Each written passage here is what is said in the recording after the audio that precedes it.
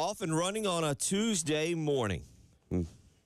Marching through the end of February. I believe I saw that somewhere yesterday as we get ready and turn the calendar into the month of March. I like what you did with that. Yeah, well, I'd love to tell you that it was all me and that's my brilliant use of puns or whatever, but nope. I read that somewhere else yesterday. But that's what we're doing, finishing up, marching through the end of February and getting ready for really the end of basketball season this weekend.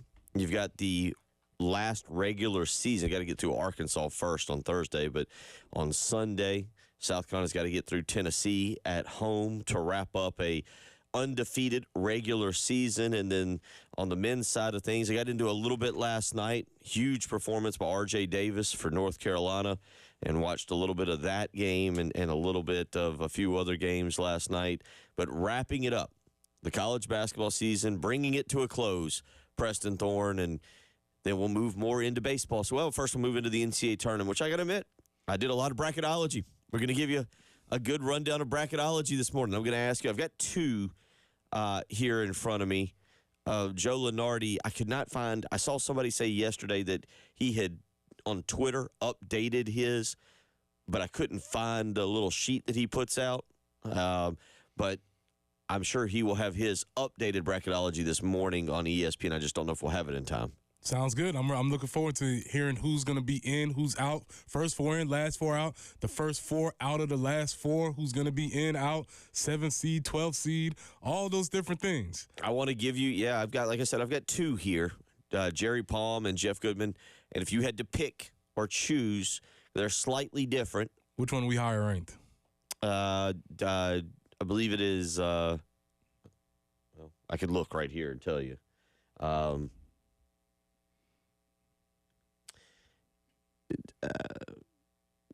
Jerry Palm. Jerry Palm has it as a 6. Now, I don't know. That's the one I roll with. I'll throw it at you. Well, actually, who are we playing? That's exactly it. We'll get to that in the next segment. We'll look ahead to some basketball, some rankings coming out. South Carolina moving up 2 spots yesterday as well. So we'll get into that a little bit this morning with you. Also, the NFL Draft Combine really starting to fire up, and we'll ask Preston Thorne, unfortunately for you, you got to step in. You got to be the guy behind the guy, because Patrick Perrette was an NFL draft guru. Like, I don't get into fantasy football. I don't get into any fantasy sports, but it feels like that was Patrick Perrette's fantasy sport. He had whiteboards breaking stuff down. He had lists upon lists upon lists, and was always fired up to discuss the 8th ranked or 10th ranked or 14th ranked quarterback, which cornerback he thought would be a great fit in the 2nd or 3rd round. Who's going to be the nickel guy in whatever scheme? He would get into all that. No pressure on you to be that guy. We don't need that guy. But are you a draft guy? Are you a combine season guy? I don't know what does that mean? What do you call it? The underwear Olympics. The underwear Olympics. It's fun. There'll be some jokes come out of it for sure. Somebody will be too fat. Somebody will be too slow. Somebody will be really fast. There'll be some jokes. It's a good content week for sure. We'll see what happens. Okay, I didn't know if you're the guy who's like, oh no, hand size matters. Length, arm length. Got to have the arm length. Wingspan, yeah. Like, he's 6'1", but really his wingspan is 6'5". Did you know that? There you go. See, that's what I want to know. Are you the guy that looks at the measurements and like, oh yeah, Kenny Pickett, small hands? Know what that means. And I learned this last night because I thought about, we may play a game later in the week. Him or him? Do you want Russell Wilson or do you want Kirk Cousins? Do you want Aaron Rodgers or do you want another free agent quarterback, Geno Smith? Because it looks like Russell Wilson and the Broncos are gonna divorce, and that divorce is going to cost the Broncos a lot of money. Yeah, it will, and I'm interested to see that Russ is on a little bit of a media tour now, so I've been trying to catch up as he's one of my favorites to analyze, I guess is the word.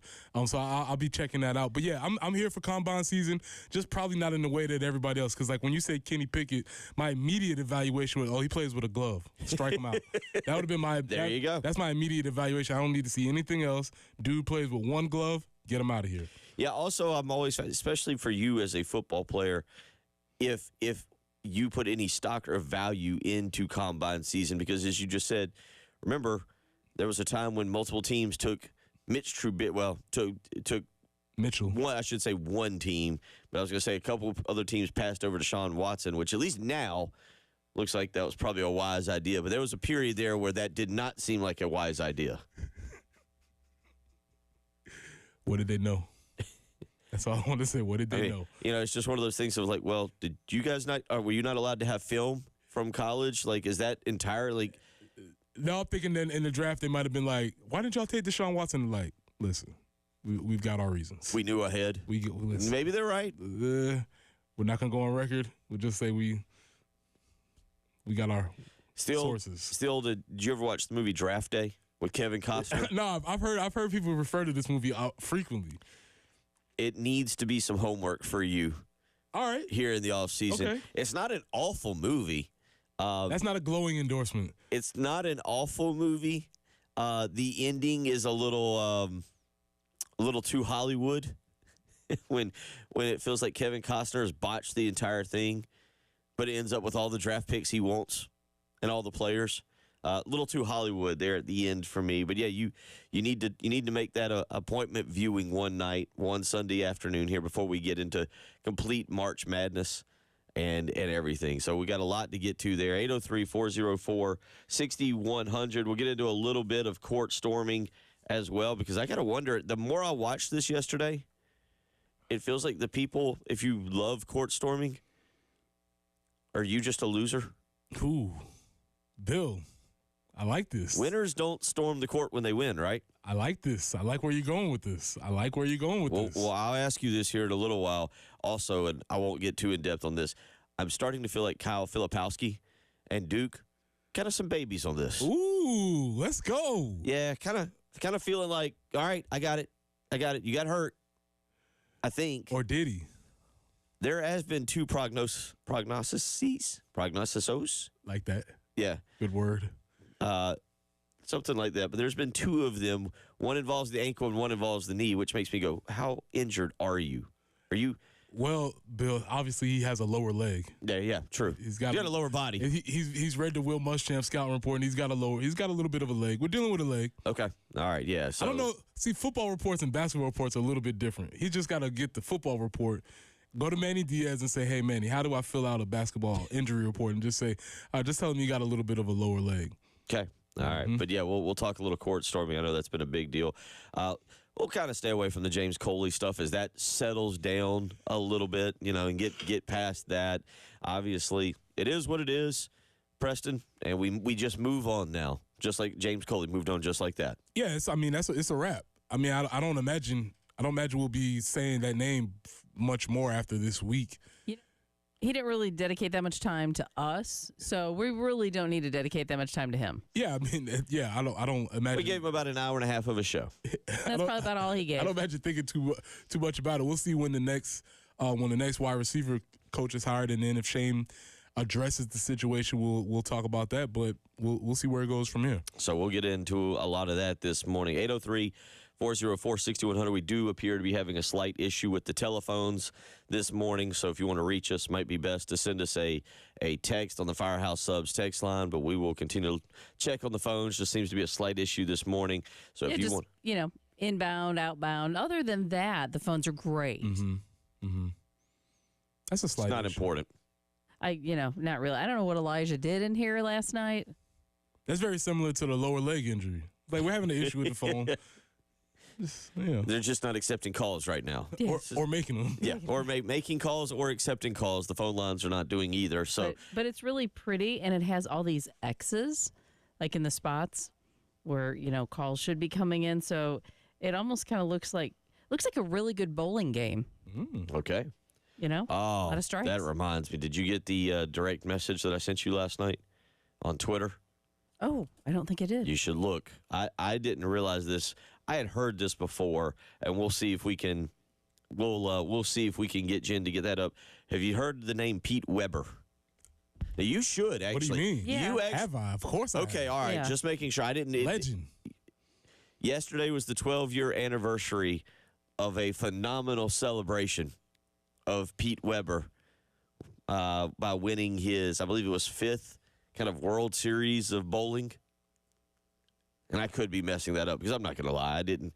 Last night, as I was putting on Twitter what we should do, each one of us every day, one of us, whoever feels they had the best show, should walk out of here. Have you heard his celebration rant? Of course. What Okay. do you mean? This is All right. legendary. Jen's got it. We'll play a little bit of that Of too course. throughout the show. We might just save that for whenever we do something well. So I like it. 803-404-6100. That's how you can join us this morning. We'll get into some bracketology, talk a little bracketology, give an update on rankings. A lot to do this morning. You're listening to Preston Thorne, Bill Gunner, she's Jen Jensen. It's the early game.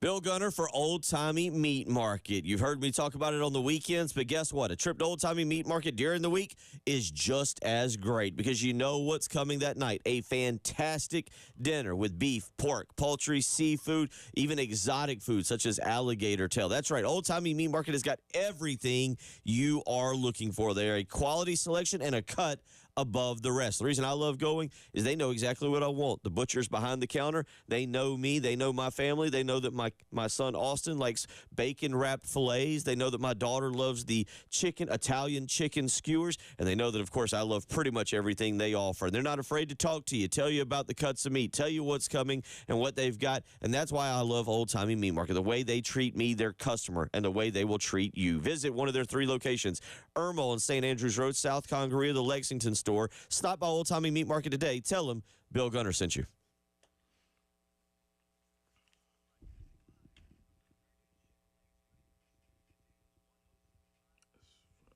It's the most.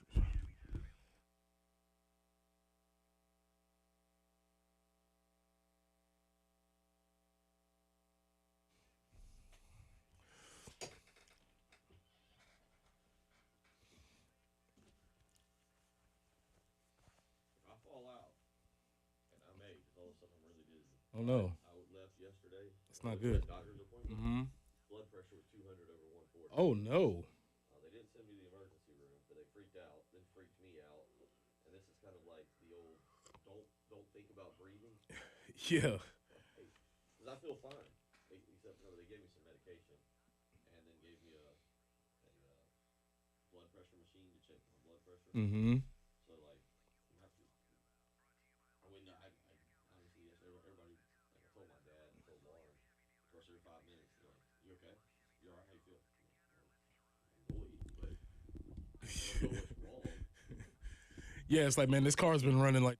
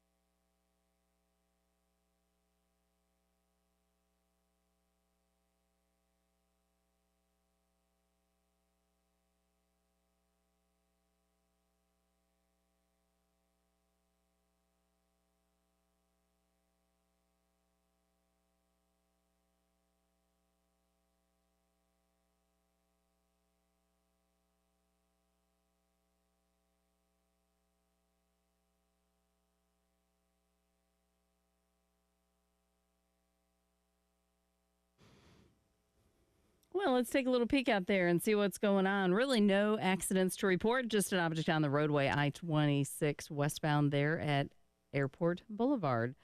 As far as your forecast is concerned, well, it's going to be an interesting week ahead, that's for sure. We're looking for 73 today, maybe a stray shower, some afternoon or evening storms tomorrow with a high of 79. Then we drop down into the 50s for the weekend, 59 and 58 respectively, or actually that should be for Thursday and Friday. Guess I'm moving ahead to the weekend here, just skipping a few days. But by Saturday, a few showers and a high of 68 again. But we're really seeing some rain in the forecast starting on Friday.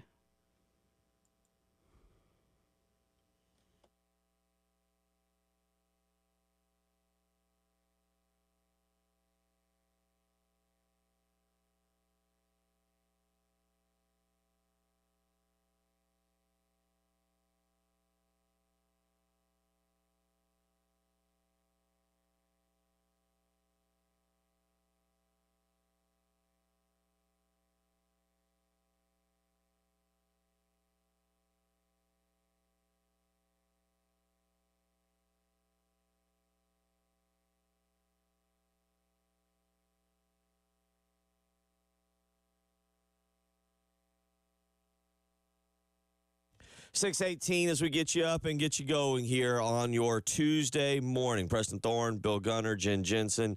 We get you ready. Baseball this afternoon, 4 o'clock over at Founders Park. It is Gardner Webb rolling in as South Carolina will kind of get, it's kind of negative to say, but I'll say it, Preston, it's kind of the last preseason game before Clemson comes in on Friday. It's not the preseason game, but you get the point. The last game to really get all your ducks in order or whatever however you want to last game like that before Clemson and a huge series this coming weekend. Yeah, it's a big game. As we talked about, it's not just I understand the statement as far as competition wise, but we know these midweek games add up throughout the year, and if they have aspirations of making a run towards the tournament, which is the expectation for this team and this program, then you gotta take care of business during these types of games. 803-404-6100. Speaking of taking care of business, South Carolina went and did that on Saturday afternoon. I think they did it kind of in leisurely fashion. After the game, it was Lamont Paris talking about the confidence of this team, the confidence that South Carolina has built up, and he is right. He is right, Preston. You saw this up close and personal back in 2000 as y'all won games. A team that you didn't play on in the 99 season that went 0-11, but you watched the confidence of that locker room growing. What is that like when the locker room is growing like that? Yeah, you feel it. You feel it when you arrive at practice. You feel it when you get to games. You feel it when you get down in the games. You feel it when the game is tight. You feel it when you're winning games. All of those different types of ideas, you feel like, oh, we're actually supposed to be here. And I think as much as you can talk and you can kind of bluster your way through saying that you're supposed to be as good as anybody else, you have to prove it on the court. And as those wins start stacking, you start to have that idea about it. There's this loop that they talk about is competence and confidence, and it's like a loop. The more competent you are, the more confident you get. The more confident you are, the more competent you get. And it just goes around and around and around and around. And so that's the thing that develops over time, especially as you win more games. Here's Lamont Paris Saturday after South Carolina's 72-59 victory, talking about the confidence level of his team. A lot. I think this is confidence has always been very important in the minds of anyone in general, but certainly of any college-aged person that's competing in a sport of any kind. You get the yips, and you're not going to make 4-foot putts all of a sudden, even though you've made 4-foot putts since you've been 9 years old.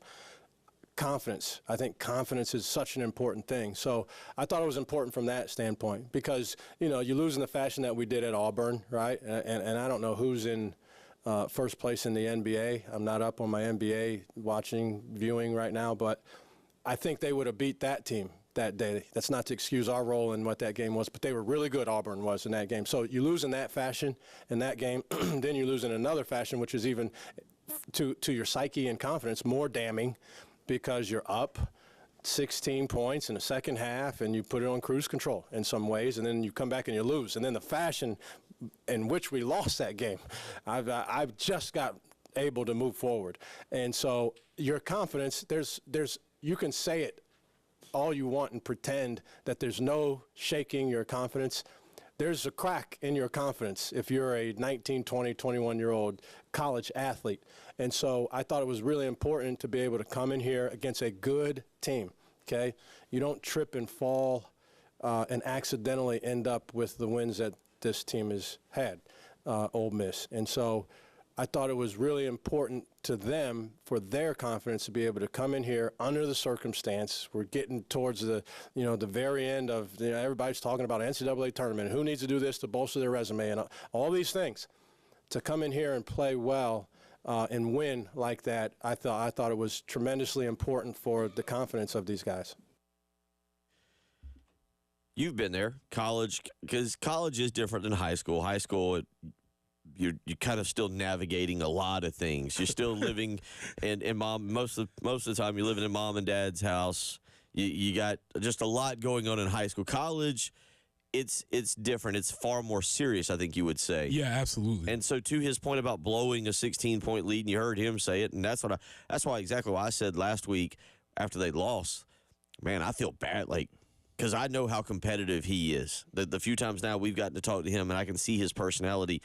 I didn't feel like he was a coach who kind of would take that exception. It would take that very well. No, you could obviously tell. And I keep saying this again, but the clarity at which he speaks and talks about his team and the transparency, because there are a lot of times coaches will get up and say, oh, well, next game, next play, we're on to the next one. We got this one. We're not really thinking about the last one. We're moving forward.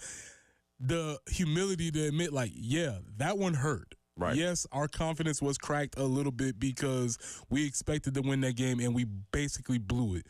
That, to me, is acknowledging the reality. And once you acknowledge that reality, you can go about fixing it. And yeah, for 18 to 19 to 20-year-olds, as he said, for anybody in general, but specifically that age, when you just feel the rug get pulled underneath from you, it's tough to recover. It's hard not to let that bleed into the next game, or for you take some of the players that might be struggling on the offensive side. It's hard to let that not affect the rest of your game, especially when you've been the person that's been making all the shots. So I just appreciate the idea of looking at the confidence angle and understanding that, yes, it does play a role. The second part of that conversation was also he acknowledged that, hey, we are going to the tournament. This is the time of year where we're starting to talk about these conversations. And I think Lamont's career, especially at Wisconsin, has told him, I'm not afraid of this time of year. This is the time of year where these things have to happen. And so that experience, I think, is bleeding over to the team. You talk about that also responding to a loss. And I can think back to y'all's game in 2000 against Alabama. It was the first time you'd had to face it right against Mississippi State. You overcome Mississippi State.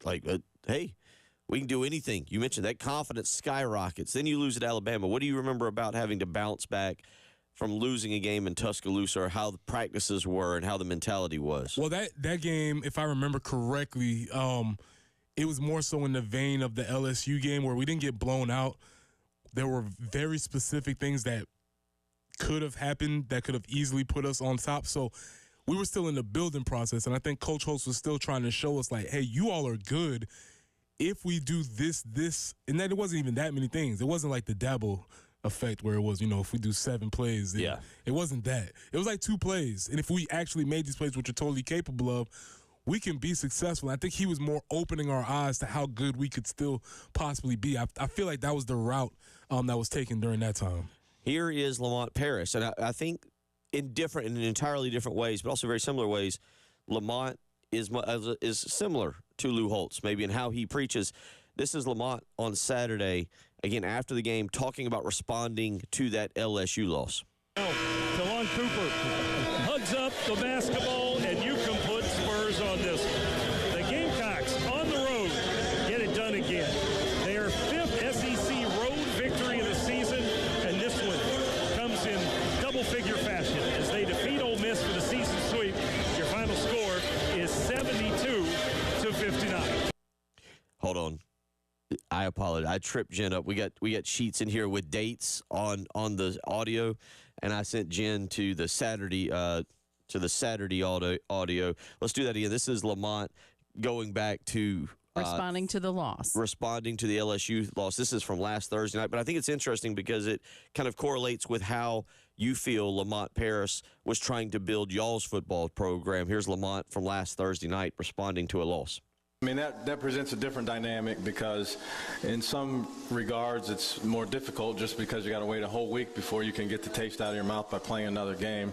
And then, but on the other hand, you got more practices. So, you know, we had a good practice today. We've had some good practices, and guys have been in a good spot. You know, we had our longest video session after that game of all season. I'd say probably at least twice as long as any other film session. Just there were so many things we had to learn that can never, ever, ever happen again. And so, but we've had a good week of practice. Today was really good energy. And so we get one more tomorrow before we take off. When do you get Different voice styles, mind you, different voice styles. But can you hear similarities in what Coach Paris was trying to get out, his message as to how Lou Holtz in those early stages was trying to say? Yeah, he's alluding to the idea that these are some things that are within our control. We do not have to let these things happen moving forward, and this is a clear and direct path towards victory. And you said you want to play, you want to get back on the court, but maybe that was the time for them to sit down, look in the mirror, fix some things. And, you know, he alluded to having some truth-telling sessions. And like we've talked about here, you know, when your player's coming on the film session, you're like, here we go. He's going to be telling the truth about me. And, you know, but that's part of everybody being in a safe environment where you can point out somebody's faults and everybody can get it corrected and move forward. 803-404-6100 is how you can wait if you want to do so this morning. You're listening to Preston Thorne, Bill Gunner, she's Jen Jensen. It's the early game.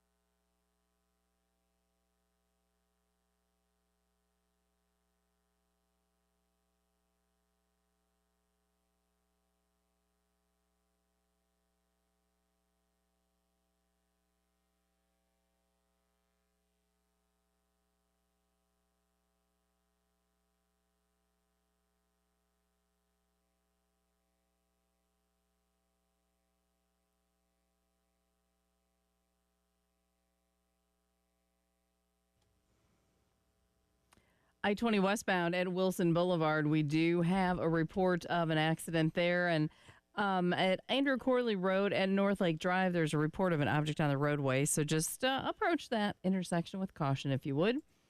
Kind of an interesting forecast. 73 for today. Could see a stray shower. Tomorrow, 79 with some afternoon or evening storms. Then we drop in a high of 79, mind you, but then we drop to a high of only 59 on Thursday and Friday. And again, some more showers popping in on Friday, and then off and on showers really to get us through the weekend and the start of the work week. But warmer this morning than it has been. Right now it's 52 on the early game.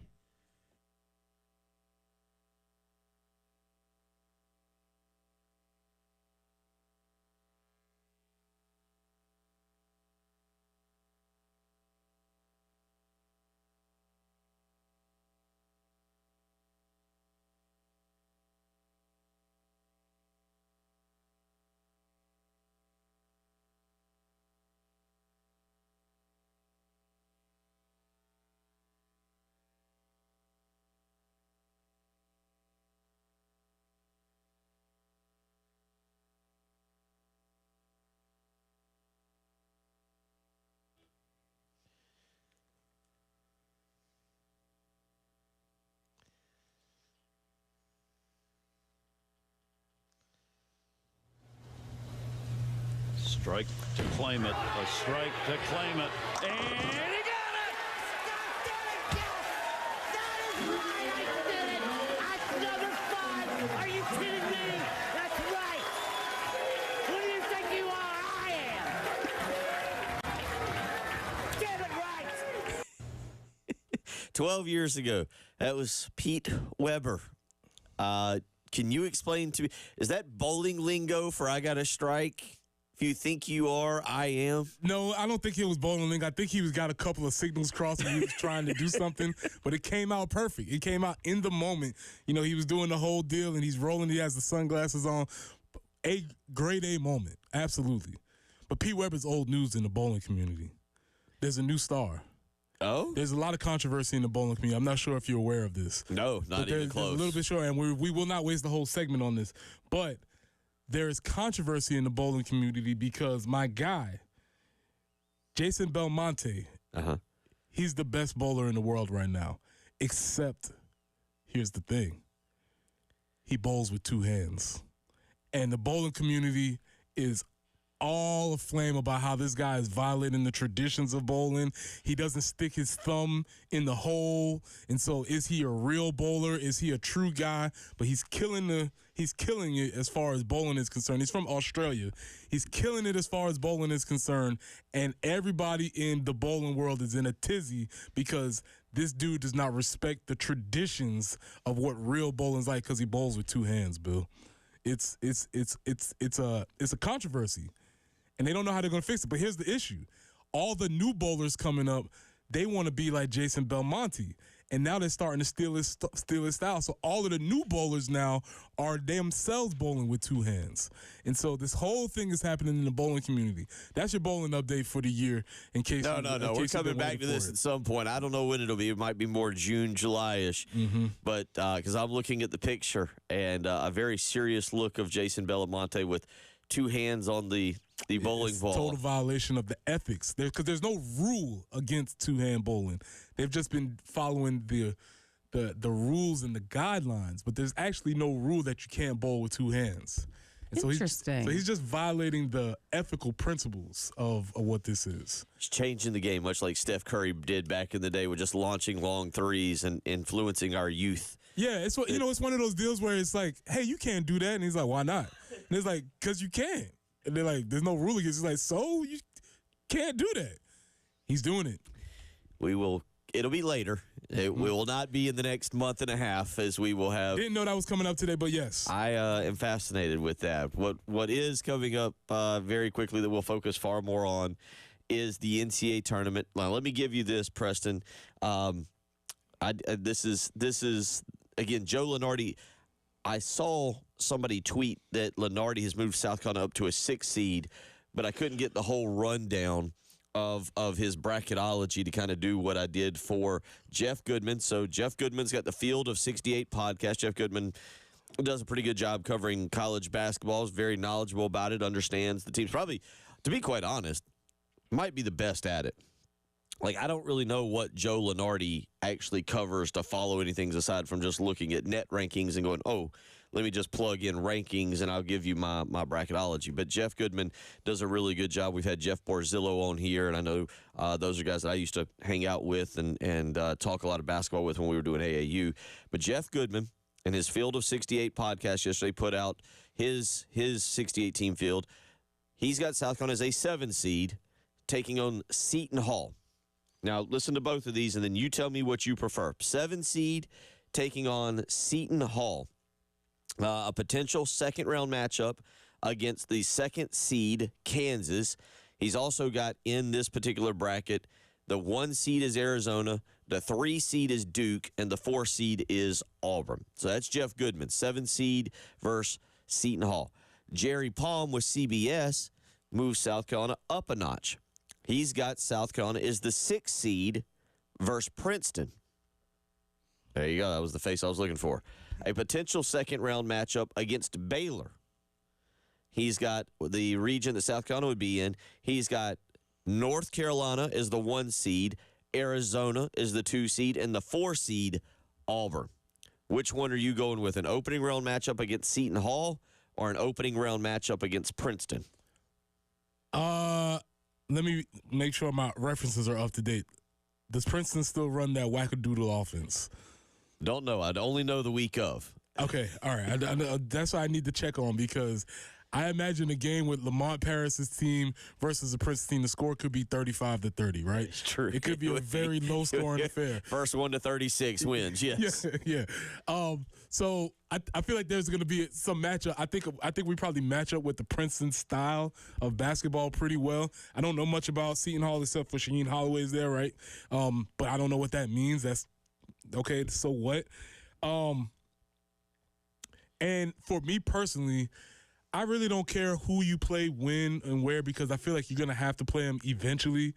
And so if you have to see Kansas early, that's unfortunate, but you're going to have to see them late if you want to get to your goals anyway. So I think I would rather play Princeton, though, because I think we could do well. Both teams would just put up whiteboards and just draw up plays. Who could draw up the best back screen? There'll be so much cutting and back screening during that game. It'll be beautiful. I will say I actually choose the Kansas route. Yeah, the first route. Because the first round game is it's scary because there's pressure on you. You don't want to just go play one game, be eliminated. You'd feel like, and I feel like for South Carolina, that first round game, if you win, I'm not asking for some huge run. I'd love to see him get to the Sweet 16. I'd love to see him get to the Final Four, as we discussed about, a week and a half ago, 2 weeks ago. But it's going to feel like, based on those numbers I gave you the other day, about how great this regular season has been in South Carolina history, there's going to be a level of you need to win the first round game to kind of validate this season. It was cement. It would absolutely. It'll put a stamp on it. Yeah, yes, that would absolutely do it. Because we've all come to grips with the idea that yes, we are actually going to make the tournament. Let me full stop. But yes, a win would make it even sweeter. A win would be able to look back and say, wow, they really did accomplish all of those things that we thought they accomplished. And I'm with Will on this too. He says, not sure if you've seen Kansas, but they have no depth at all. I wouldn't mind that. We can beat them. Yeah, and there's Kansas also. I have not. I think also Kansas is that kind of program that against a team like South Carolina, who slows the game down, shortens possessions, and scares you, kind of similar to Princeton, scares you. I actually think just a path to the Sweet 16, because if they get to the Sweet 16, if South Carolina were to get that far, get to the second weekend, it's going to be the second greatest basketball season ever for South Carolina. Yeah, and to that point, when you talk about these other teams that are watching us, I could imagine other fan bases who are not familiar with South Carolina. This would be a very annoying matchup, because you're just going to watch the team walk the ball up, run back screens like I talked about, play very annoying defense. And if you think about the Kansas fan base, they're not paying attention to South Carolina, and they're going to be like, what? And before they know it, they'll be in a 42, 45, rock fight, and they're like, what's going on And here? that's where you see teams get upset because Exactly. they panic. They're like, wait a minute, Right. we're not supposed to be here. Right. We're a 1, 2, 3 seed, whatever. 803-404-6100. Anonymous texter weighs in and says, say no to the Princeton give and go. I agree. I'm with him. I'm with you. 803-404-6100. We will come back, get into a So many triple threat positions in that game. God, that would be the most fundamental basketball game played in the last 10 years. 803-404-6100, how you can weigh in if you so want to do so this morning. You're listening to Bill Gunner, Preston Thorne, she's Jen Jensen. It's the early game.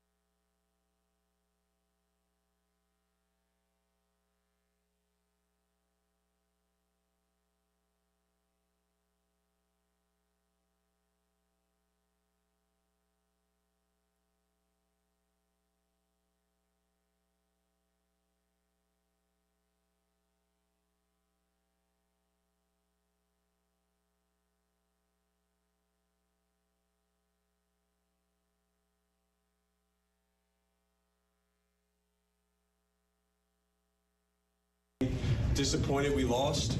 But look, for me, I'm more concerned about the well-being of our guys. You know, Flip sprains his ankle.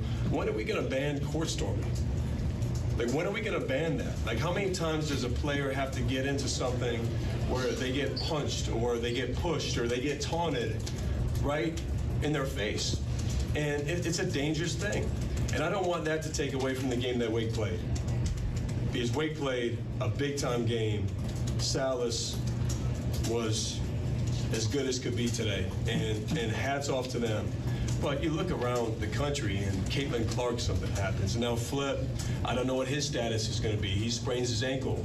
And it's one thing, like when I played, at least it was 10 seconds in the court, you would storm the court. Now it's the buzzer doesn't even go off, and they're running on the floor. And this has happened to us a bunch this year. It's part of it. I don't want this to take away at all from Wake. They earned it. They deserve the win. Steve is a hell of a coach. I respect the heck out of him and his team. They're really good. And if this is an example that they need to be in the tournament, what are we even talking about? So I'll answer any questions, but for me, that's hats off to them. We need to be better. We need to learn from this. But that needs to stop. That was John Shire, Duke head basketball coach, on Saturday after Wake Forest storms the court after an 83-79 victory over Duke. And it got me, after listening to all this, I don't know how, let's just say this real quick. I don't know how you stop court storming. And I think yesterday it was Michael Wilbon or somebody was saying, I'm not sure you can stop it, but you can get more security for players, for coaches. That's what you can do. Now, whether you believe they should stop it or not, do you have a preference real quick? I'm conflicted, honestly. Yeah, it probably should not be a thing for safety purposes. But like a lot of things, when you take that out, it takes away some of the fun of just the zest of life. So I understand it for safety purposes, but also I think it is a cool thing. So I'm not sure where that's probably a chicken take, but I'm pretty much on the middle on that. I'm okay, because I think it's tough. Now, where I push back is court storming only for losers? Yeah, that's 100%. I've had the privilege of being part of 3 field stormings. 2, we were in fact losers. Yes. We were the losers of all losers. And we stormed the field because winning was something new to this crowd. Exactly. It was a new thing. But then we got the field stormed us against Virginia. Yes, you did. And that was very strange. I think we were good, but I don't know if we were that good or were they that bad. That's what I'm saying. Like, yeah, court storming is. Think about the most recent one we've had here was Tennessee. Well, I'm not even getting to basketball. Just think about football. The most recent one was Tennessee. We ran on the field. 3 touchdown underdog. 3 touchdown underdog. Very mediocre season. Somehow or another, we end up beating a team that was very good that year. Nothing that was number 4 in the country. Is that somewhere like that? Something like that. We stormed the field because, yes, Bill, in fact, we were feeling very loserish about ourselves. It was such a surprise that we ran on the court. So I love this hypothesis that, yes, court storming is for losers. Yeah, because I don't know how many times has Duke stormed a court, and they have a very passionate, crazy, home fan base, and of course, court storming is normally for the home team. Very rarely do you see the away team fans go running out there. That normally doesn't go well at all. But exactly, and how many times have you seen? And the reason you haven't seen Duke do it is because of their fan base, or because of how much they win. They expect to win a lot of games. I loved that South Carolina stormed the basketball court against Kentucky. That's awesome. It's a neat thing. I'm sure it's a great thing for the home team who's partying with their, but it's because we didn't think we were going to beat Kentucky. Yeah, and as I pointed out, even post game when they were seeing Lamont Paris walking through the thing and do his dance, like as we won more throughout the year, the dancing got a little less vigorous. It's like, okay, it's cool, but we've won. So yes, this idea that court storming is for losers, you just got to reframe it. You got to reframe it to the crowd and be like, hey, listen, you losers need to stop running on the court and get used to winning around here. Yeah. that might be. I mean, that's how Spurrier whipped us into shape, right? He's like, hey, listen, I know. Stop clapping for them to lose. Yeah, like, all right, that's fine, but we're trying to be winners. I think you're onto something with this one, Bill. Yeah, a couple of y'all weighing in. Joey in Sumter saying if they make it, if they make you vacate the victory, it'll stop. Not advocating, as I like it when it happens. Looks fun, but they can, in fact, stop it should they choose. See, that's the thing. I'm not even sure fans think that way. Yeah, nobody can be like, oh, hey guys, we're going to lose the victory. That person's going to be picked up and thrown to the back of the... Get out of here, dork. Yeah. Oh, look, cool, he's body surfing. No, he's being kicked to the back. Guys, we're going to be messed up in bracketology if we run on the court. Guys, Joe Lenardi said that we're going from 7 to 6 if we don't win. 803-404-6100. I'll get to some more of these texts. Let's come back to this. We'll get back to it a little bit. You're listening to the early game. Bill Gunner for the Mortgage Guru. Jacob Crowder with First Palmetto Bank. I'm telling you what, in 2024, you might be looking to upgrade or you might be looking to downsize a little bit, looking at that house thinking, all right, what are we going to do as we move through 2024? Well, I'll tell you what, there's no harm in at least finding out what kind of great interest rate you can get. And the Mortgage Guru and First Palmetto Bank, they're ready to help you. So don't wait another day. Give Jacob Crowder a call today and see what he can do for you. 803-719-1005. That's how you can get in touch with him. First Palmetto Bank is locally owned and operated, which means they have local lenders ready to give you a quick and precise decision. You won't have to be waiting around for days. That's right. Go ahead. Call Jacob Crowder today. Just see what you can do. That's all you need to do. 803-719-1005. Again, he's the Mortgage Guru with First Palmetto Bank. He's Jacob Crowder.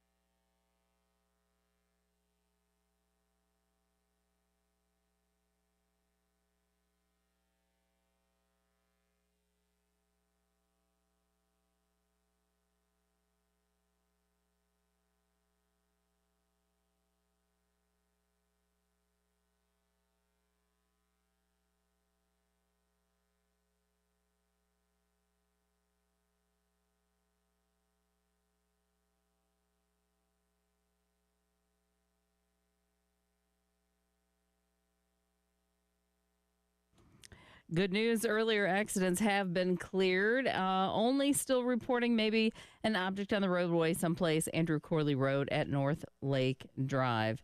And as far as your forecast goes, we're looking for a high today of 73. Now, there could be a stray shower in there. 79 tomorrow with some afternoon or evening storms. And then we drop into the upper 50s for Thursday and Friday. It's 52 right now on the early game.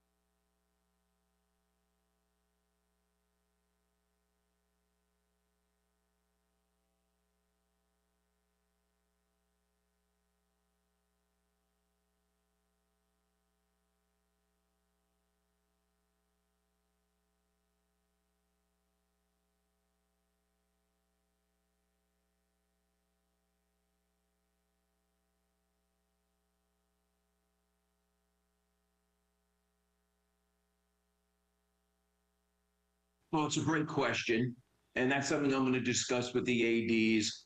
Do we go to a zero tolerance, situation here when it comes to field and court storming? And that's something I'm going to discuss.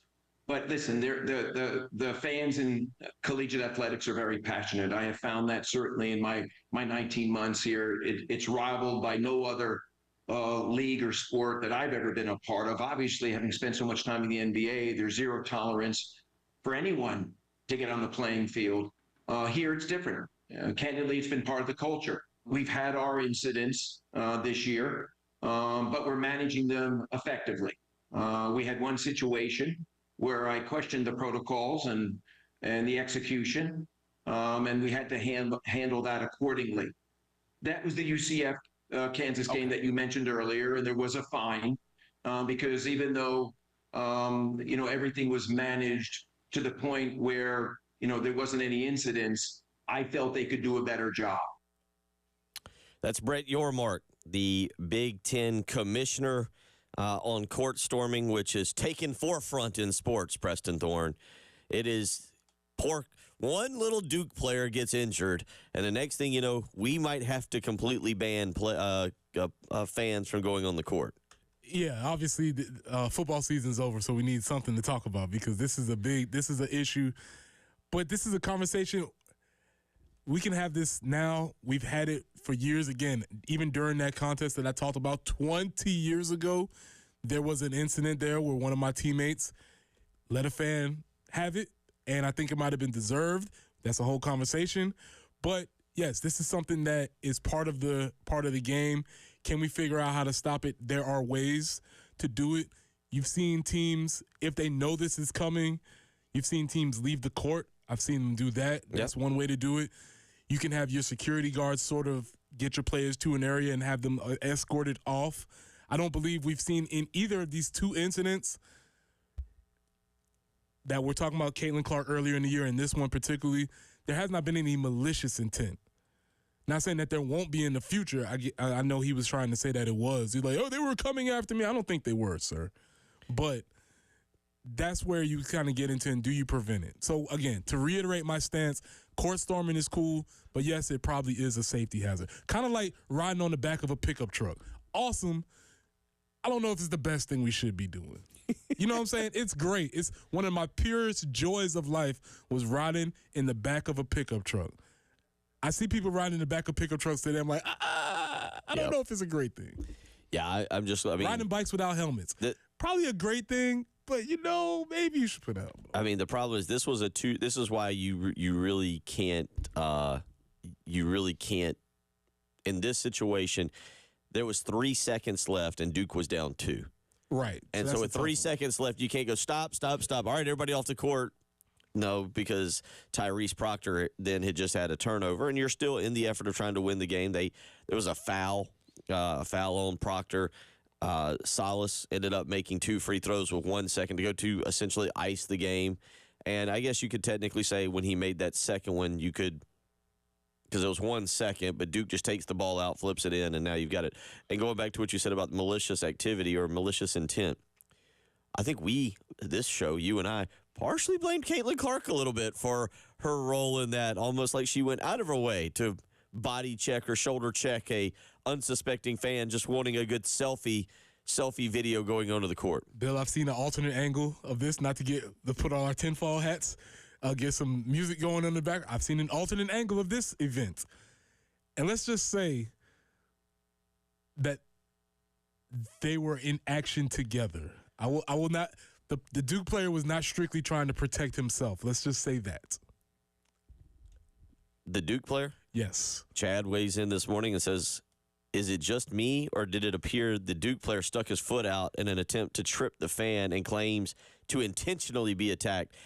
I saw the video. I wasn't going to go down this path. I don't saw know the nothing. video, I don't know. and my initial thought was, that looks a little suspicious. I mean, look, now, the other part is that that's a good point about tripping the fan. Fans got to be a little self-aware, too. Yeah. If you're running on the court, look, I mean, and you're a Duke fan and you just lost, there's a lot of emotion there. My thing, I go back, though. Like, what is one of the things that we learned, that I learned? I don't know about you. I shouldn't speak for you. But when we first started playing, when you made a big play and you maybe celebrated a little bit, did you have a parent or a coach come up to you and give you a specific phrase that would be? Ooh. I can't wait to use this one in real life. Act like you've been there before. Yeah. Oh, yeah. I can't wait to pull that one out. Act like you've been there before. That's a good one. That's a good one. Because, yeah, I mean, and that's why I ask. I mean, like, it's, I don't know. But the thing is, usually when you're saying that's like, we haven't been here before. That's right. That's why I'm saying like, by storming the court, you're having a great time. You're thoroughly enjoying the big victory. You're also essentially throwing your hands up, being like, we never do this. We're nowhere near as good as they are. We stink, actually. Let's celebrate that we finally won a game. Yeah, that is what it means. Whether you want to admit it or not, that's what it means. Because you're right. I'll go back to the Tennessee field storming last year. For a week, for 5 days, for 15 hours, all I heard about was how bad South Carolina was. Oh, and we were. Yeah. Did you not remember the previous week? The Florida game, yeah. We were not good.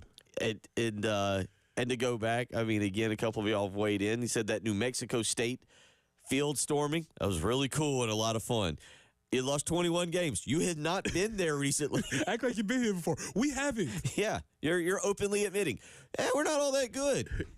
I think that's part of this issue. So as long as you're willing to admit that your team is not very good, listen, man, I don't know. You can't protect everybody from everything all the time. There is inherent danger in living. So I don't know, man. Is there a way that they can make it safer? Maybe. I mean, I heard Jay Billis. He was being a total dork yesterday. He's like, I know how you could stop it. You just arrest everybody, give them a citation. Like, Jay, you're a smart dude, but that was really dumb. What are you talking about? Come on, man. So, yes, this is something that we can talk about. We'll see if this comes up later. And the basketball season is almost over anyway. It won't be any more court storming. I did like, who was it from Nebraska? It was Trev Alberts. Trev Alberts, the athletic director there, when Nebraska stormed the basketball court against somebody earlier this year. I just called part of the interview. But basically, he was sitting next to Matt Rule. And Matt, even as they were about to storm. And again, this is where it really gets, when you give him a chance to really get it lined up and fired up. But Trev Alberts said, Matt Rule looked at him and goes, are you really about to storm the court? And Trev Alberts said, I think we have to. And Matt Rule seems like a guy who's like, I'm not going to participate in this. This is not, no. Yeah, and again, I would advise, if you're of a certain age, let the youngins go first because they're moving with a lot more speed and vigor than you have in your body. 803-404-6100. Matt weighs in this morning and says, Wake Forest, I don't know that, I can't validate this, but he said Wake Forest were 3-point favorites over Duke. No reason for them to storm the court. That is a big rule. You can't be a favorite and storm the court. That's fair. You know, I do. Somebody said, again, as I was watching PTI yesterday and a bunch of this, you know, if you want to have security hold everybody back, if it's a huge victory, you've claimed a championship, like South Carolina did, like the women's team did, even though I think they were now 26-0 last Thursday night. Was it Thursday night? Am I thinking properly? Yeah, Thursday night. Even if you're 26-0, you've won all your games, and you want to have your fans celebrate with your team, You hold everybody back best you can. You let the opposing team get off the floor, and then maybe you blow a horn and be like, go get them. Yeah, that's so lame. And it is. I That is agree so with you. lame. Can we storm the court now? Oh, no, not now, not now, not now. It's like the kid on Christmas morning. The parents are downstairs making coffee, trying to get the sleep out of their eyes. Super lame. The part of the danger is like we're not supposed to be doing that.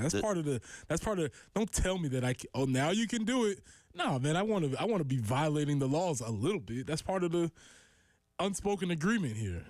But to that point, yes, Wake Forest might have been a favorite. I'm not sure if they were, but they still don't think they're as good as Duke. Even if they were a 3-point And that's another favorite, part. they still don't think in their mind, in their heart of hearts, no matter if they're favorites, they don't think they're as good as Duke. If South Carolina, now ranked, were playing Kentucky tomorrow night or tonight, doesn't matter, here in Columbia, and South Carolina beat Kentucky now that we really have validated South Carolina this year as a very good basketball team, both in the SEC and nationally, would they still storm the court? Good chance. Yeah. There's a good chance. So we're just going to openly admit Kentucky's just better than us. Yes. We have Bill, you talked about 118 years of basketball history yesterday. We don't have to go back very far to validate that, yes, Kentucky's better at basketball than we are. Not this year, though. 803-404-6100 is how you can weigh in on that. We'll get into some NFL Combine. I'm kind of interested to hear this. Spencer Rattler going to throw? He's throwing. All right, go out there. Your cape is right out there. Your J.J. McCarthy cape. Just to look real quick, because I asked Tyler last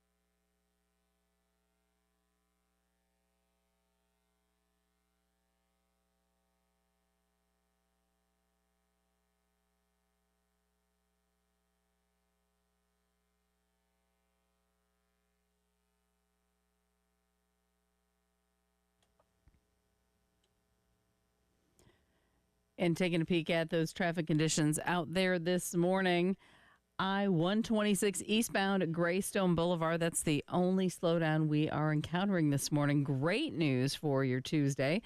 And could see a couple stray showers today. 73 will be our high.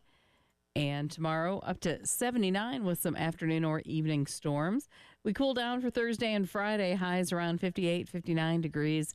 The showers return on Friday and kind of linger throughout the weekend, it looks like. But we'll be back into the 70s maybe by the beginning of the work week. So we'll take that too. 52 right now on the early game.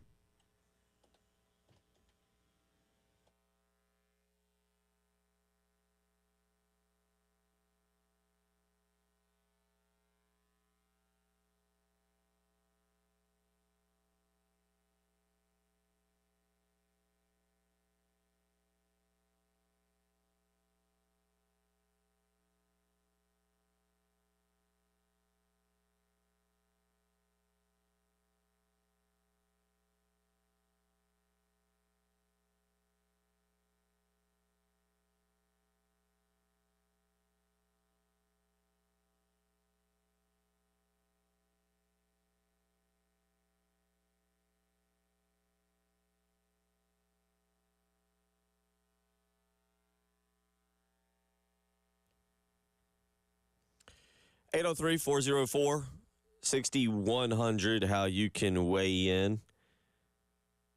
Ross asks on our live stream, again, several ways you can watch or enjoy us each and every morning. One of them is go to youtube.com, search. Enjoy us? Really?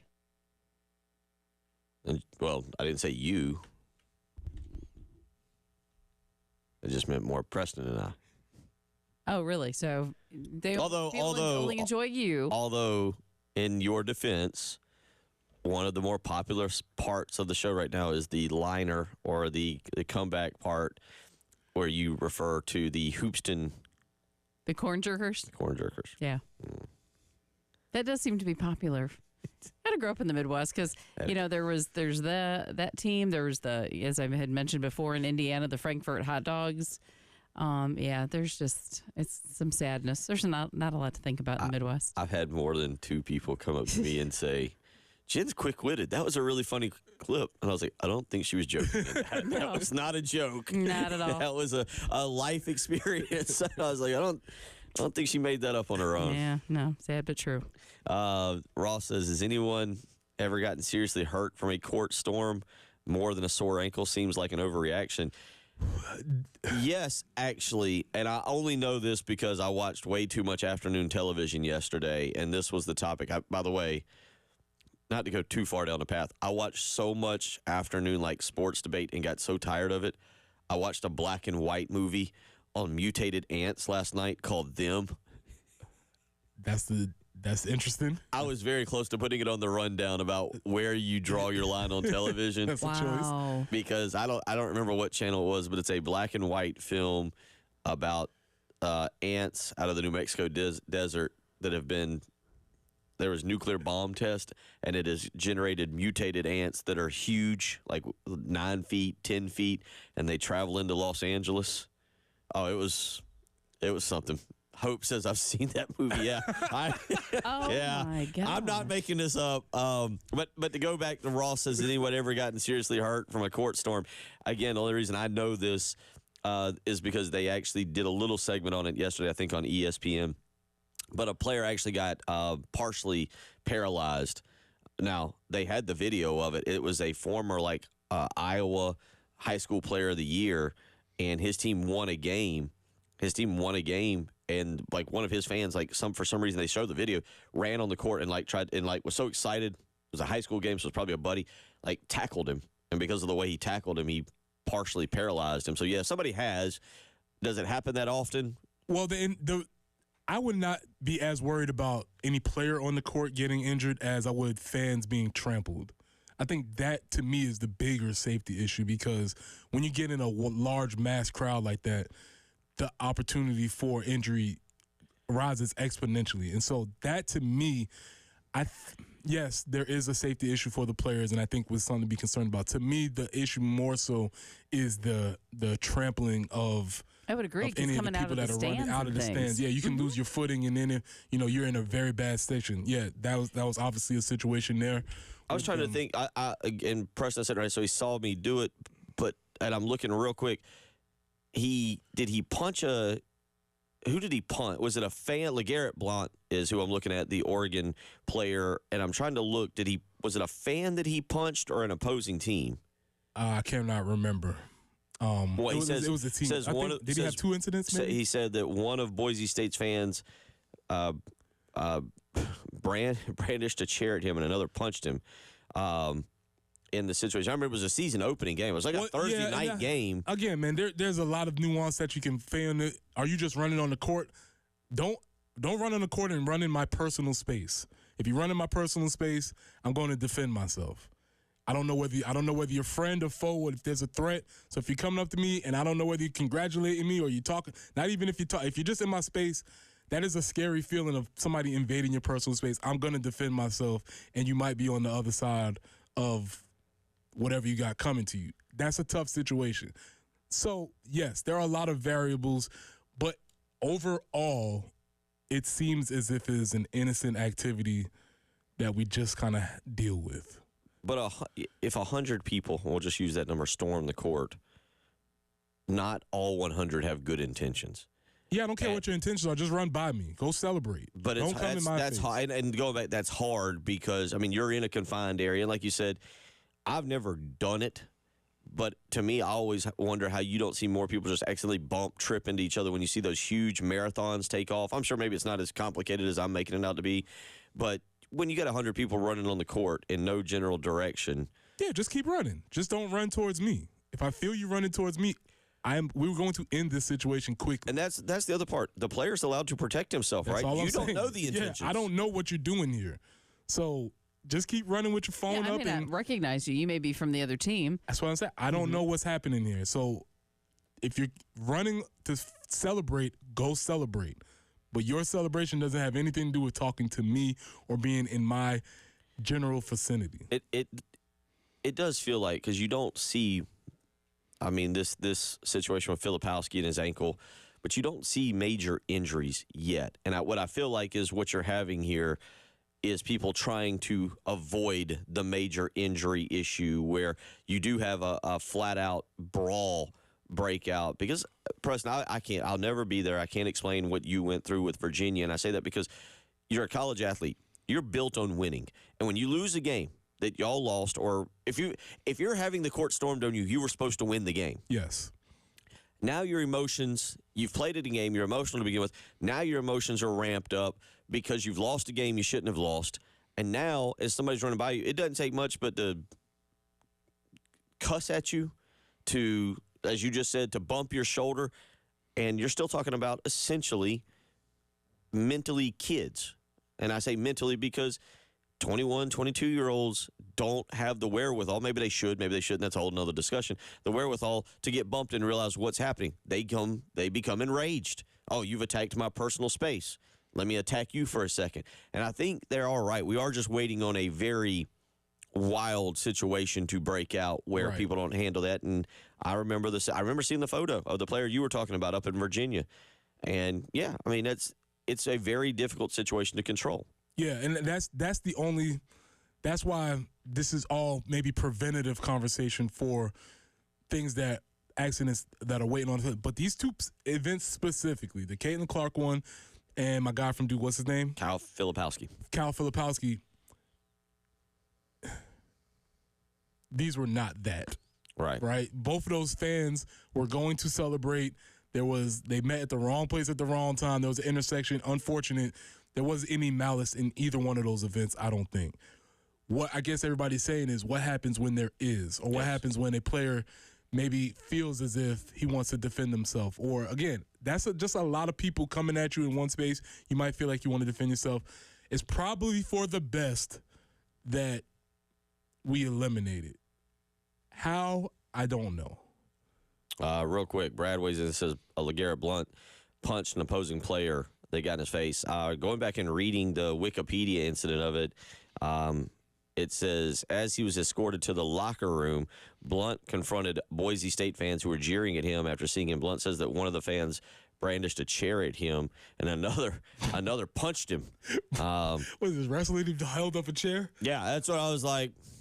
All right. But anyway, he did punch Brian Hout, who was a Boise State defensive player. Of course, again, this is what I mean. This is a Boise State player, but he said, how about that bleep whooping? And it doesn't take much for a fan to walk out there. I mean, if you're just being a complete jerk and you're a fan and you want to run by and you pop them on the rear end and be like, how about that bleep whooping? Yeah, you can catch you think you can catch these hands straight up. Yeah. Don't touch me. Go celebrate. Jump in the middle of the court with your fans, you losers, because you didn't think you was going to beat me, but don't touch me. If you touch me, yeah, that's how it can escalate from there. Charlie weighs in. Answer this question: what is to gain from rushing the court? Your team just won. What else is there? That's just I don't know. When did the first ever court rushing occur? How did this? But look, it's. I do see some adults. Yeah, I do see some adults. That's another thing. Leave it for the kids. Yeah. There's nothing to gain from it. It is just a social experience that, again, we're talking about 20 years later. It's an event. It's a rarity that happens. And I am for the idea that these are special moments in sports fandom. I get that. I understand that. There's nothing to gain from it, but it is a cool story to tell somebody at some point. I vaguely remember this. Cody says DeMarcus Cousins nearly took one of our fans out after we stormed the court. That's the other thing, man. You're storming the court. These are big dudes. They aren't my size. They aren't 5'7", 170. These are big dudes, and it doesn't take much for a DeMarcus Cousins or a bigger guy to just throw a little hip check on you as you go out. Maybe that's the difference between basketball and football. Obviously, football is such a much more of a wider space. I can navigate that a little bit better. Basketball, we're really tight, confined spaces. I don't know, man. How about this? All you teams that are better, just win the games. Yeah, just win your games. It's no fun in basketball. Yeah, just win. If you're the favorite, win the game, so we don't have to worry about court storming. 803-404-6100 is how you can weigh in. Many of y'all doing that. We'll get into some NFL Combine football when we come back. Guys, I got two. You got two guys. And if you really need a breakdown, I can give you a breakdown of them, the Mutated Ants, the black and white movie. Which I don't think had any commercials, by the way. I kept wanting to go use the restroom. And finally you was that locked in? Oh, I was in. And then it just ends. They save two boys, and it just ends. Nobody finished off what happened to the ants. So part 2. Good job. All right, you're enjoyable now. 803-404-6100. It's the early game.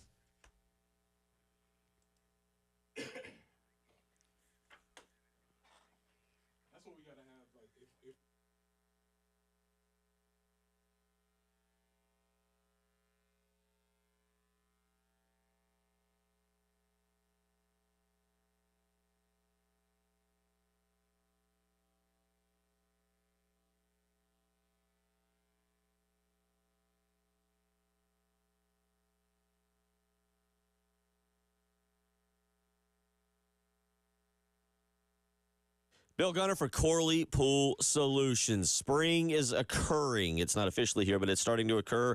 And during spring, you get pollen. And if you have a backyard pool, oh boy, do you hate the pollen. You go out there, you're ready to jump in, you're all excited, you're going to relax, and only to find out your pool is covered in pollen. Don't let that happen.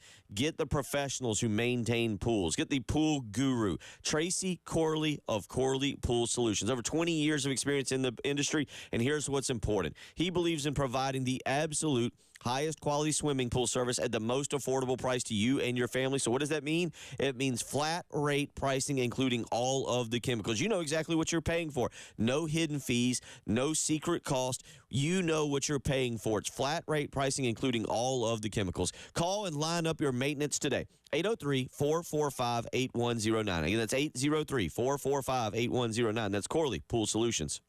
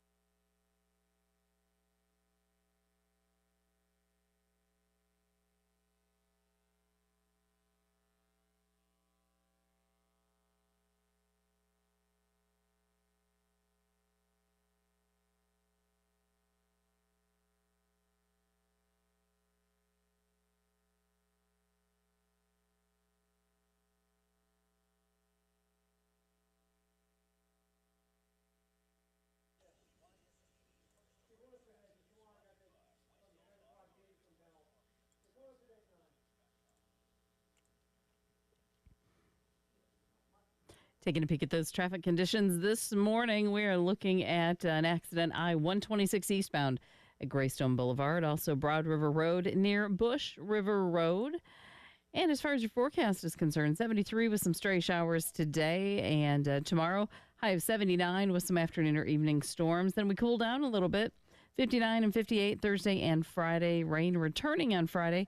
Could see that rain throughout the weekend. Temperatures will start to bump up, though, and by Sunday, we're back into the 70s. But right now, it's a little bit warmer than it has been in the mornings. We'll enjoy that as well. 52 on the early game.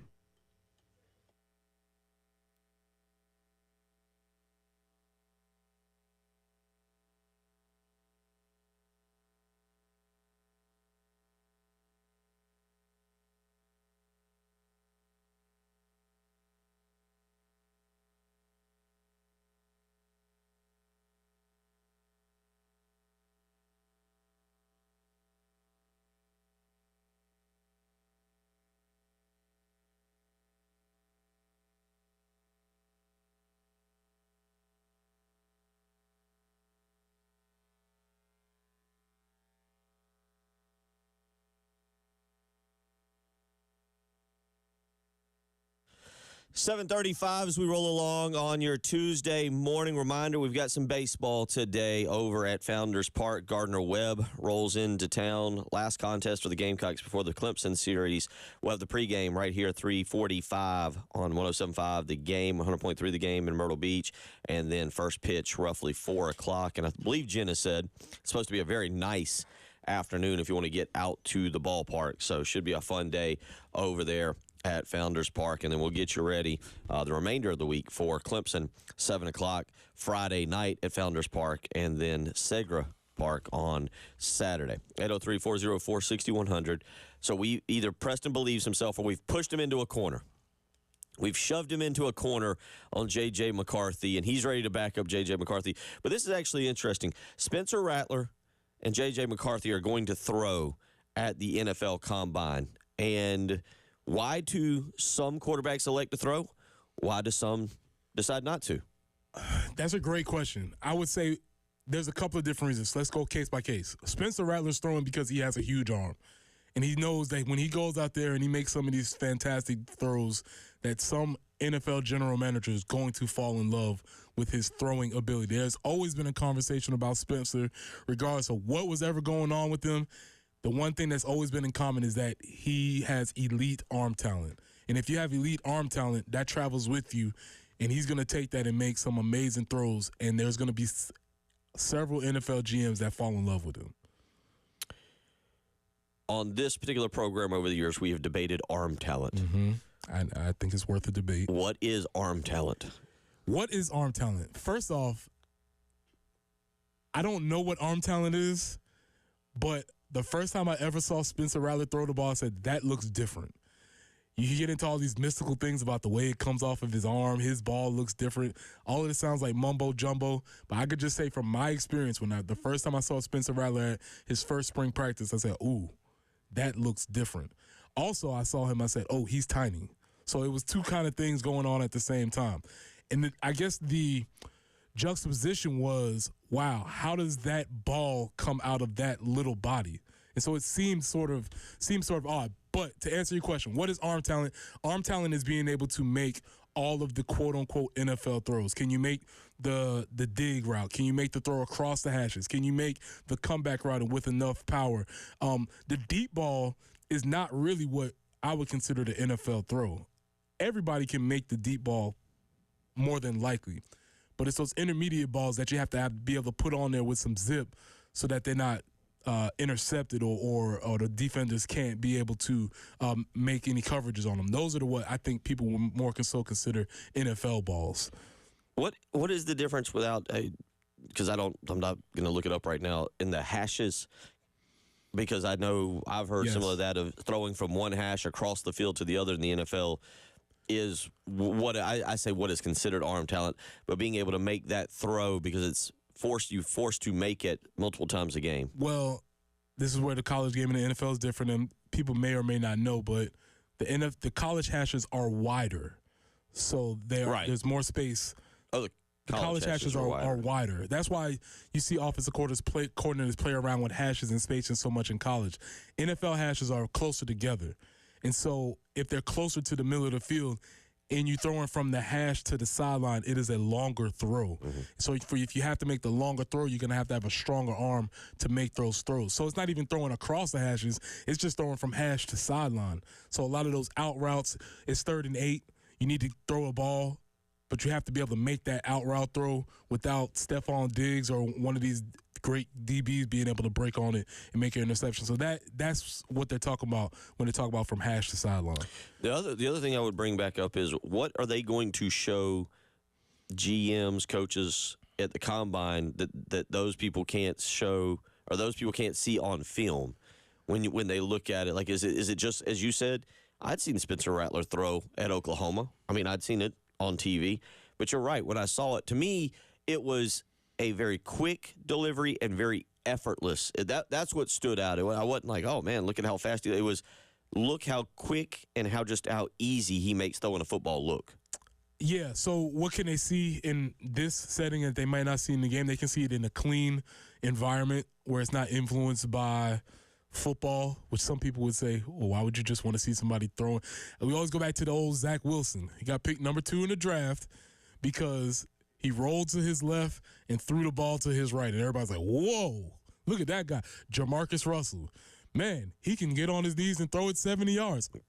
Okay. Jameis Winston's another one that I was like, I think he has arm talent. Yeah. I don't know how you want to define it, but I don't know if that equals talent. The point is, regardless of how many people say it doesn't mean a lot, there's an NFL GM scouting department that's going to be like, wow, that guy. And so you want to just show them that you can make all the throws that they want to be able to make in their offense. 803-404-6100. So how does your boy do? Who? Which one? McCarthy.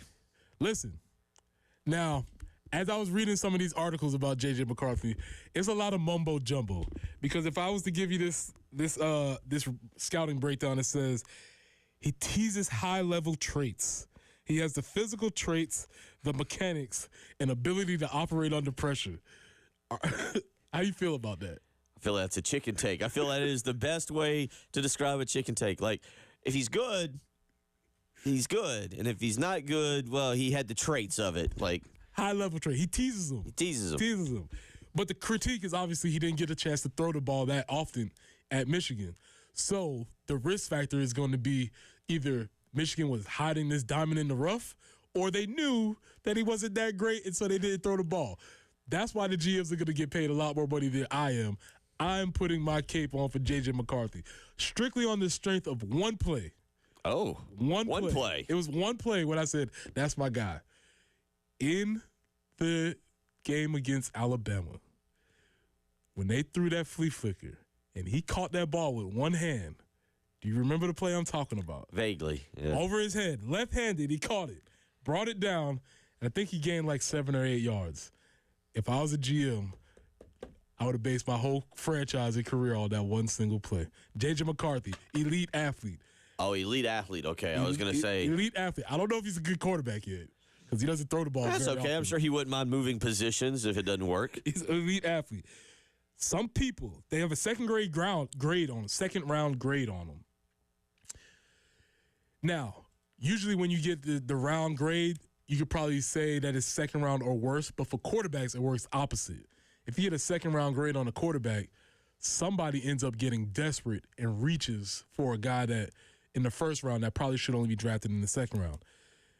Your conversation from earlier, I don't know if this was on air or off air, but it's looking like Denver Broncos drafting at number 12. Keep an eye on it. This is the biggest storylines per CBS Sports at the Combine this week. And it just talks, it says, just real quick, no one will care that Caleb Williams has chosen not to throw because he's the best QB in the class. But just like the Senior Bowl, Michael Penix Jr. and Bo Nix still have something to prove despite stellar college careers. And J.J. McCarthy, who is getting buzz as a top 10 pick, will have an opportunity to impress teams, not only in interviews, but with his athleticism. Yeah, and so it's weird. When you lead with high-level traits and athleticism, we haven't mentioned anything about quarterbacking because there's games where Michigan would just run the ball 50 times. 32 straight against Penn State. 32 straight. Yeah. Didn't need them. 803-404-6100. You're listening to Preston Thorne, Bill Gunner, Sheesh Jen Jensen. It's the early game.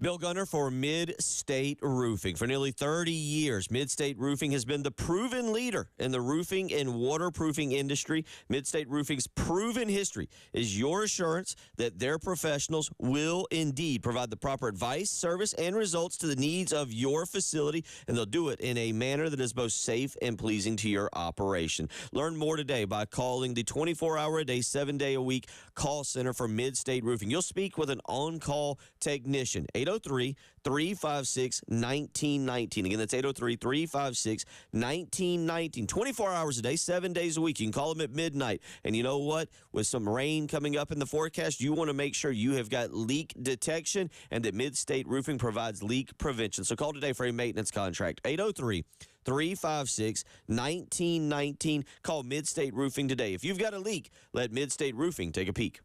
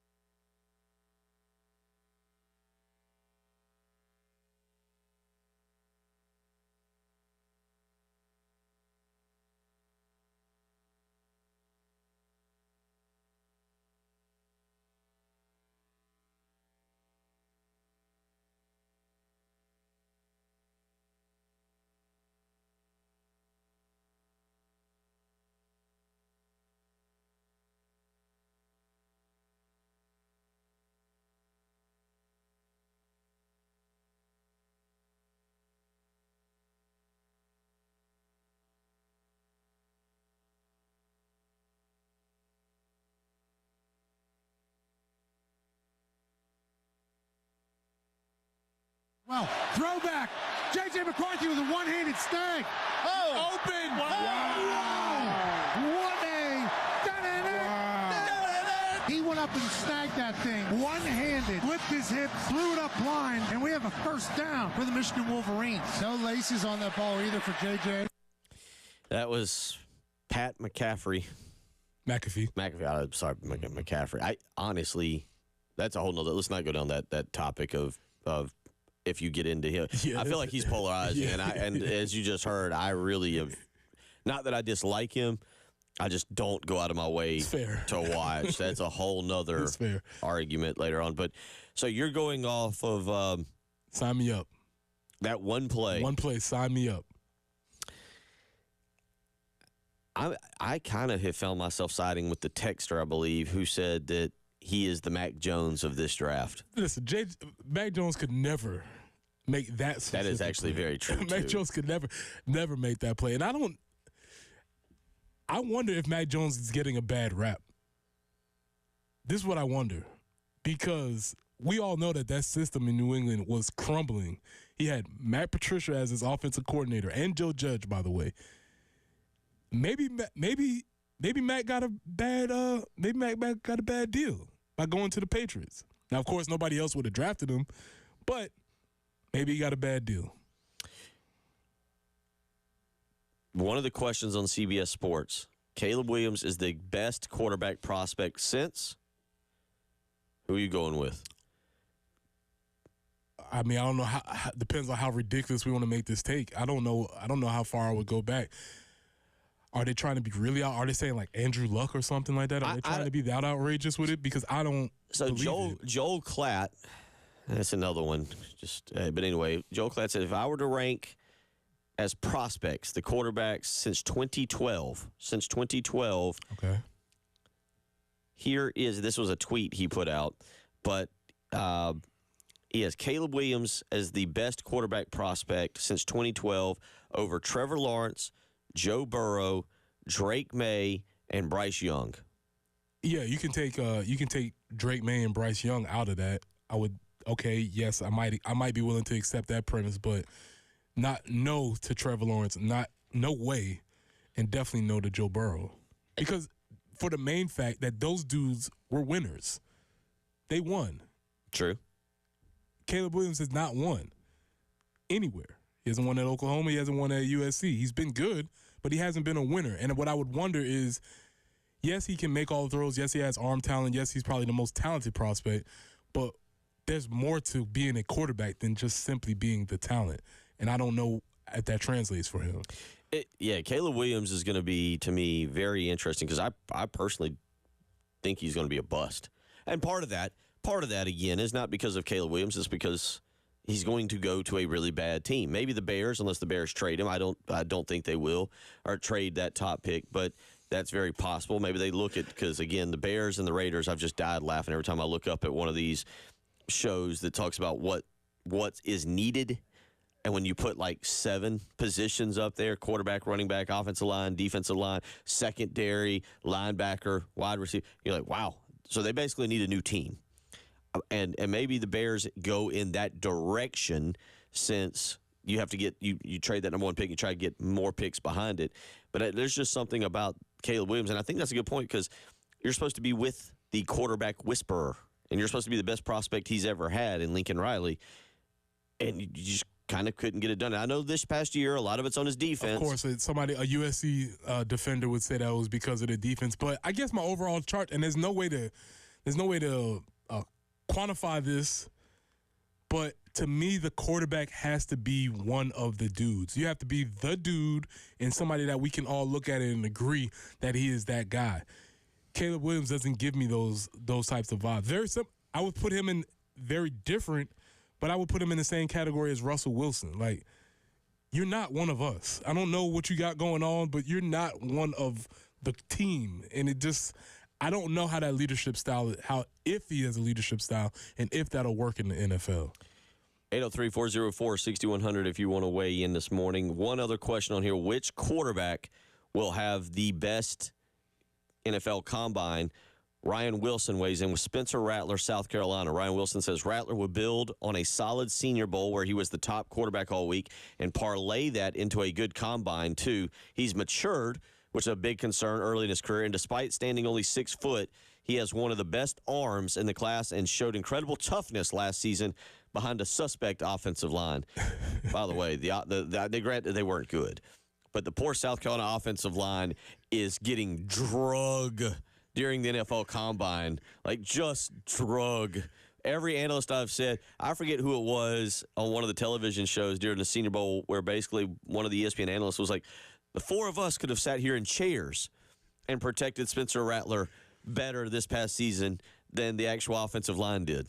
So Nick Gargiulo's going out to the Combine Tuesday. He'll be like, so Nick, tell us what was really going on with. Can you please explain why Spencer Rattler had to walk around with protection every day? 803-404-6100. We'll update you on what happened with Mississippi in a suspension when we come back. Hour 3 on the way. Hey, this is Jen for CHW Cabinetry in Lexington, and I just want to let you know they do so much more than kitchens, and if you've got a workspace maybe that you need to have updated, chwcabinetry.com is the place to go. I encourage you to call them today, 803-520-6837. Make sure to tell them that Jen Jensen sent you. Just had a cabinet installed yesterday. So thrilled with the results. CHW Cabinetry, passion from inspiration to installation.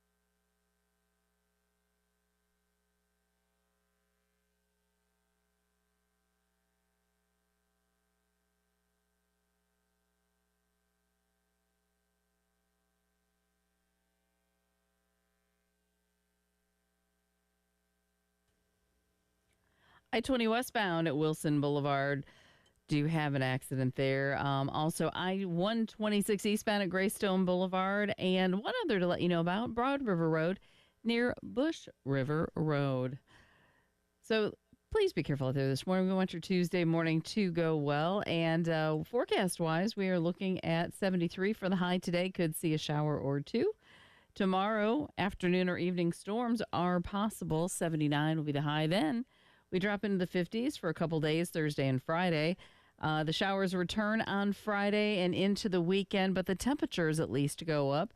Looking at 68 for Saturday, 70 for Sunday. Chances for some showers both of those days, even into Monday.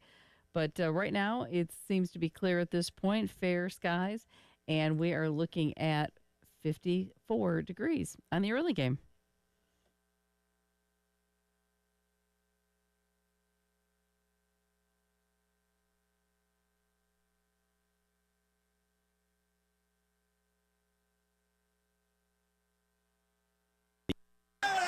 He went up and snagged that.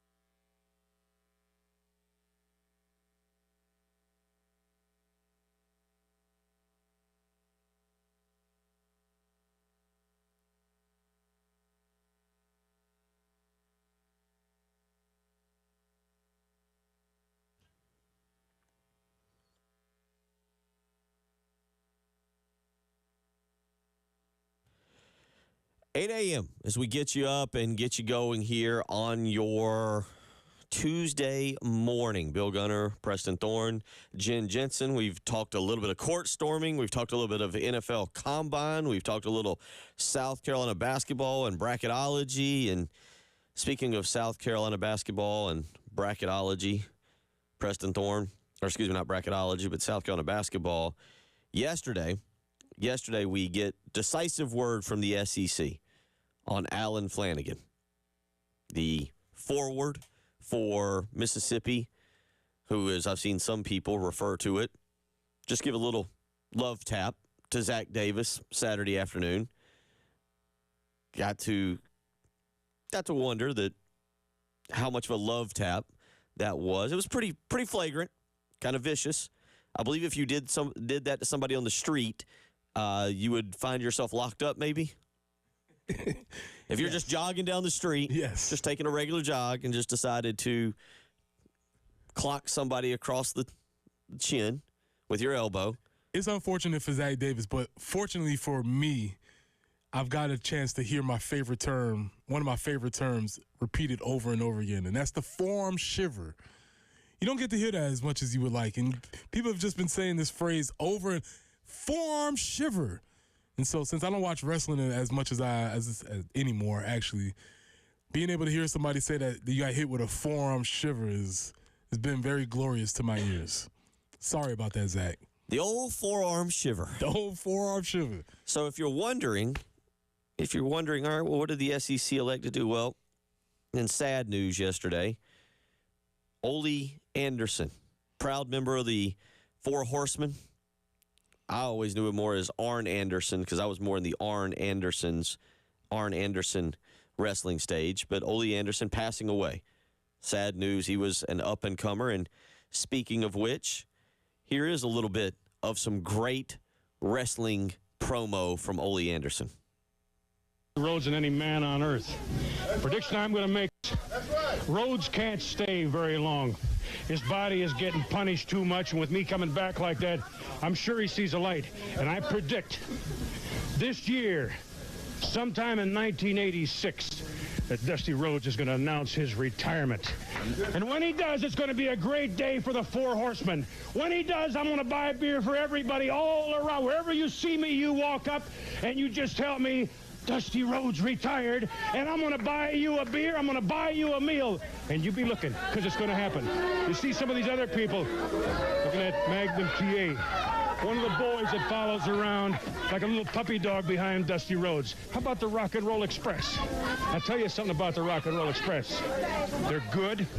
They're young, they're strong, they come back from injuries. That's important to be young. But I'll tell you this, they're scared. You look at them. They're scared. They're scared now that the Four Horsemen are back. They're scared that the Andersons are together. You don't have to believe me. Go ask them. Go ask the Rock and Roll Express. We're too big.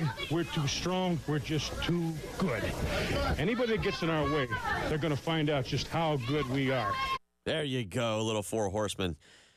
And in honor of that, in honor of the forearm shiver, in honor of Ole Anderson, the SEC decided to honor him properly by not suspending Allen Flanigan yesterday. That was their way. Oh, it's a good forearm shiver.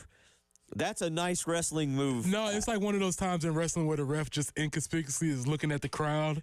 And, he hits him with the forearm shiver, and the crowd's like, oh! And he turns around and is like, what happened? I didn't see it. And they're like, come on.